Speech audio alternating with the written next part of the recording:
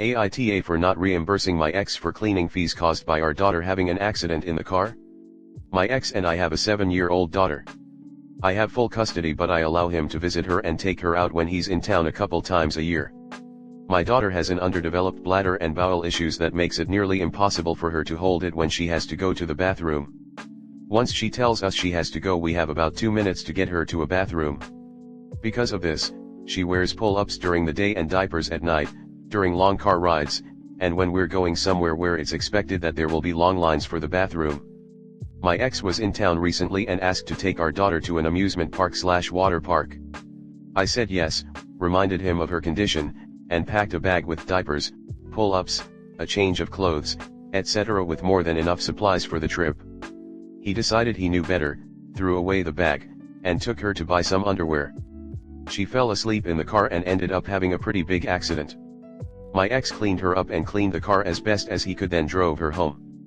I took my daughter inside and got her situated, then went out to talk to my ex. He had the gall to ask me to split the cost to get the car cleaned since it was a rental. I refused because this wouldn't have been an issue if he had listened to me. We started to argue and I eventually went inside to take care of my kid. A couple days later he sent me a Venmo request for half the amusement park tickets and half of the cleaning fee. I declined, and now I have his family messaging me to say I have to split the cost because our kid made the mess. Some friends are telling me to just split it with him. AITA for not splitting it? Comment. He's her father. Not Ned from next door. There is literally zero excuse for him not knowing and understanding her medical condition. Given that you informed him, warned him, and provided him with supplies, the accident was just karma at its absolute finest. Don't give him a cent. Your shared child, with appropriate accommodations in place, didn't cause this. His daughter, in the undies he bought, because he must know more than the custodial parent, had an accident. Had he been a little less egotistical and paid a little more attention, this never would have happened. Same, I read that and went, how do you know someone hadn't tried it on? How do you know it's not cleaned with some harsh chemicals that will give her a rash? But then clearly someone who refuses to acknowledge a medical condition isn't going to care about such things either. I worked at a kids' clothes store, and we had underwear multipacks in plastic that snapped shut. They could be opened and often were, as parents wanted to look at the size/cut. I was able to roll the underwear back up and no one would ever know that the pack had been opened. I only ever had one issue with underwear in years. Someone returned underwear they had bought because it had a skid mark. A co-worker must have accepted a return on used and soiled underwear, taking the customer at her word, which I did. Wash your stuff. I used to work the customer service desk at a large national department store with a ridiculously generous return policy, and I second this. You wouldn't believe the amount of stuff that gets returned these days, and the condition. We do our best to suss out the used stuff, but please don't rely on the conscientiousness of an overworked minimum wage employee who is yelled at by 20% of the customers she helps. You also wouldn't believe the stuff people do in department stores. One customer took a dump on the floor and piled merchandise on top of it. Another removed a baby's dirty diaper and left it on a mannequin. People are gross. Wash your stuff. ETA, if you're buying stuff from a large chain, you are much more likely to get pristine, unworn items if you order them online than shop in store. Online orders usually come straight from the warehouse. Even without her medical issues, this is her dad. Plus it is her dad who only sees her occasionally and the rest of the time Op handles everything. So one of the few times he is with his daughter there is an expense and he wants Op to pay half? Like, WTF. Op probably pays 90% of expenses related to the child, even if there is child support, and yet he wants her to split the cost of something he chose to do. This reminds me of a similar situation in my extended family. The mom and dad had one daughter and been divorced since she was 5 or 6. When she was 17, the mom died. He fought everything related to paying for her, even medical deductibles, arguing that the mom's estate should continue to pay half for the daughter. To hell with the fact the daughter lost her mom, and we're not talking thousands of dollars. We're talking arguing because he won't pay the $20 deductible for her office visit without the mom's estate paying her half as agreed upon by the court. What an he was. Next story 2. Whipped up for canceling Christmas? I am tired of planning vacations for my ungrateful husband and his twin. My husband and I have been together for 7 years, and married for 3 months. We both work high-stress jobs, With high incomes and no children, we are frugal and spend our money on savings and trips. In our relationship, I plan our retirement, keep track of finances, host friends/family, arrange gifts, make appointments, and plan our vacations. We travel a lot. For his part, he does laundry and cooks and does the dishes more than me. He gets along well with everyone and is the more easygoing one. On our trips, I've asked my husband to help me with tasks ranging from helping me plan beforehand, to finding an Uber. Usually he ignores me until it's too late and I have to make the decision, or he makes mistakes, getting an Uber to the wrong place, or forgetting beach towels I asked him to bring. Mistakes aren't a big deal, but he places the blame for them on me. This issue is not new to us. For our wedding I did 99% of the planning and he promised in return that he would plan a honeymoon. Right before the wedding he looked up a Costco package that was almost twice as expensive as we'd agreed to spend, and that didn't have guaranteed spots. What I really wanted him to do was not to find an all-inclusive unaffordable trip, that we didn't go on, but do something that was tailored to us. My husband also has a twin brother that often comes along with us.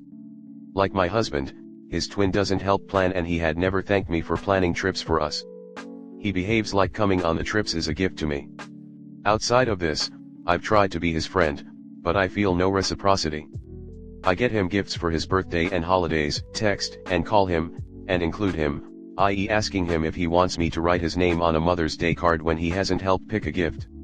Right now, we're all on a flight back from Hawaii where I researched hotels and flights, put together schedule, booked hikes and dinners, rented a car, etc. When I brought up the fact that they complained a lot and never said thank you, my brother-in-law said that he told me the sunset was nice and that is the same as a thank you. When I told this to my husband and explained how upset I am with both of them for not helping me, not yelling but definitely not in a calm way, he told me to myself. My husband also said that if I cancel future trips that I'm no longer invited to my in-laws' Thanksgiving, the one thing his mom plans.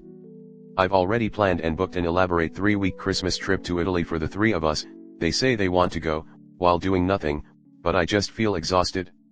At this point, I'm considering canceling it entirely, canceling my own portion, or canceling one or both of their portions and going solo. Would I be the asshole if I took one of those paths? Comment. But she does need to cancel anything extra. She's booked tours, dining, transportation. I would leave flights and the hotel. If her contribution means nothing then they don't need it, right? Yeah, no, in a similar vein, I would say a soft YTA to yourself. You've honestly let this go on far longer than it should have, and then to marry into that?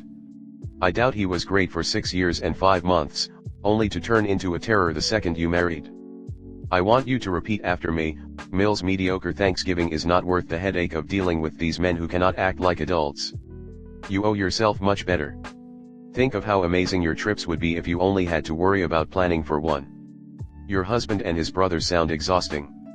I would make that Christmas trip to Italy for only one person, and enjoy not going to the in-laws for Thanksgiving. NTA, but your husband and his weaponized incompetence sure is. If something is stopping you from doing that, I think you should sit with that and learn its name and learn where it comes from. I know that I'm just a random internet stranger, but I don't like how your husband spoke so disrespectfully to you and is effectively trying to control/police your perfectly normal reaction by not allowing you to go to the holiday that you enjoy, specifically because you have significantly less work to do. Am I understanding correctly that no one helps the host out for these events? Is there a reason why everyone doesn't help out for every holiday/event? Does everyone not bring a dish to share with the family and the host usually does the main dish? Do attendees not help clean up and do the dishes of the host? I only ask because this is normal in my household and family. If we are not contributing by doing dishes, cleaning up before and/or after the event, or providing help however the host asks, we provide financially for the person hosting or we provide a gift to thank them for having us. One person doing all of that sounds incredibly exhausting, so I don't blame you for being frustrated with this dynamic at all. You definitely deserve to be respected, valued, and thanked for the work that you put in to make these vacations and the parties. Girl, you've been so gaslighted in your childhood, I don't think you see how gaslighting your husband is. Sounds like a narcissist. And you sound like a convenient free laborer. If you aren't screaming/cursing/smashing stuff, there is no way you are expressing your upsetness incorrectly. You have a right to express how upset you are any way you deem fit as long as you aren't abusing others. This is just him avoiding responsibility and gaslighting you into think you are the problem? Honestly, I usually say therapy or couples counseling, but truly run. He told you to F yourself. I hope it's not too late for an annulment. 2-time divorcee right here, all before 35, and I couldn't be happier. I grew up with emotionally abusive parents and compounded that abuse in my later relationships. It's really not easy to see when you're in it, but I can promise you are not free of the shit you dealt with as a kid. Try something. Spend a week or 2 by yourself and see how you feel, like deep nervous system feel. That's how I knew I had to leave my ex. We spent some time apart and I had never felt more at ease because I wasn't living to please and cater for someone else.